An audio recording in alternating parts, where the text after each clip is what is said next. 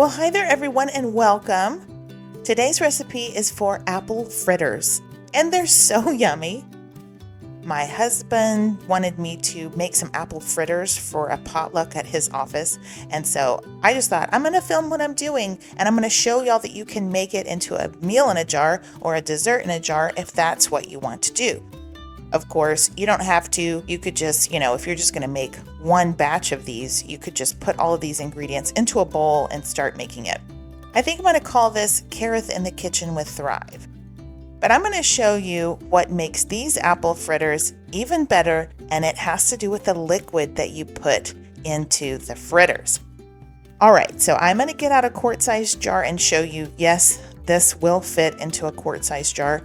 If you try these and you like them, then you can put together several jars at a time. That's the beauty of meals in jars. You can assemble several at a time, and then that way they are waiting for you on your pantry shelf. And when you're ready for apple fritters, you're more than halfway there. If you are going to make this as a meal in a jar, then I would definitely put the apples at the bottom, because all of these powders can settle into the spaces, and then you'll have enough room to fit all of it into your jar. And every once in a while, give it a shake, a shimmy shake, and it'll settle down into the spaces, and then you'll have enough room to fit all of the ingredients in that jar. If you don't have apple pie spice, that's fine. You can make your own. There's lots of recipes out there. You could do cinnamon and a pinch of nutmeg, a pinch of allspice, and a little pinch of ginger, something like that. Or you could just, that's the majority of that is cinnamon. You could just substitute cinnamon. Y'all, this is going to give like about 25 or so little apple fritters. If you don't want to make that many at one time, you can cut this recipe in half, or you could just make 2 batches. You could go ahead and make the entire recipe and fry up just as many as you need at a time. It's fried food, so fried stuff is always better the first day. It's not ideal to have too many leftovers, so you could just fry up one batch of these and then leave the batter in the fridge for a few days. 2 or 3 days would be fine, and then you could fry up another batch later on. All right, I thought I would just show you the icing that I use for these, and you can definitely store that in a pint-sized jar alongside your other jar. Now, since I was going to use this carbonated apple soda in my batter, I'm just going to use it in my icing too. I thought I would show you the options of what you could do. That is apple grape flavor. Don't use apple grape. I was just showing you what it looked like. They have a regular apple flavor, which is my very favorite one to use in this recipe. I was just out of it. I don't love the apple soda just because there's yellow food coloring in there or something, but it is delicious. I do like the flavor of the apple. You could definitely use just sparkling water in here. Anything carbonated is going to really make your apple fritters light and fluffy. And I just used it in the icing too. You could use just water in there if that's what you would like to do. So when you're ready to make these apple fritters, get yourself a large bowl. Go ahead and give this a stir. Yeah, I had to deal with some clumps of brown sugar there. But you want to incorporate all of your ingredients and then add your liquid. Add 1 1/4 cups of some sort of liquid. Now, yes, you can use just plain water here. That's fine. It's a just add water recipe. If you've got a bottle of carbonated sparkling water or apple soda or ginger ale, something like that is going to make this recipe even better. And just like any batter, you don't want to overmix here. Enough mixing to incorporate all of the flour.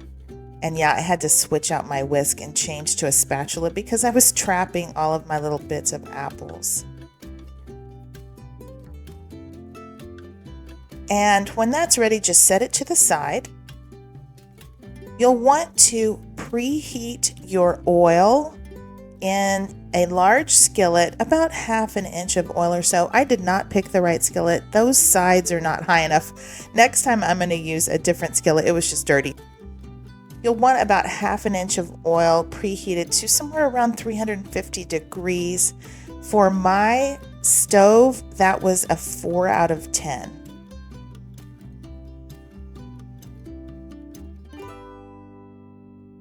I'm using a medium-sized cookie scoop here.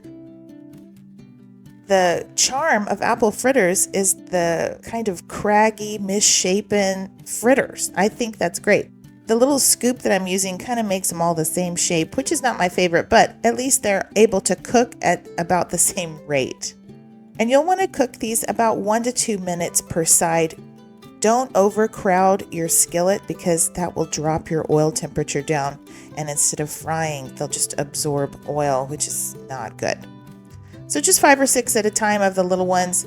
And then maybe after a minute and a half or so, you want to go ahead and give them a flip. I did the 2-spoon method. You can flip however you want to flip, just so you flip them before they start to burn.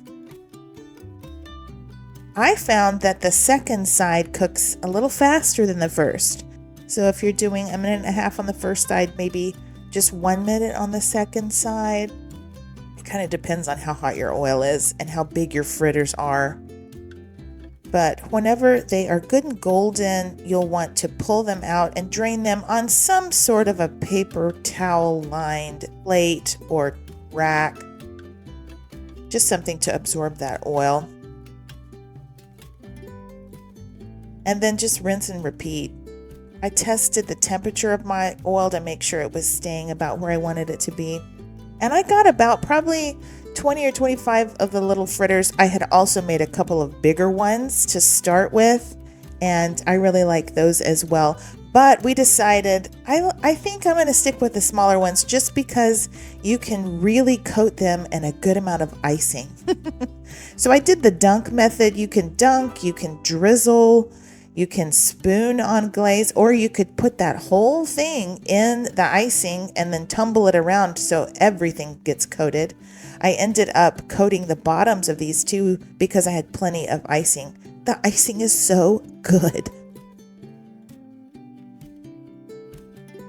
So this is how they turned out. Aren't they just beautiful?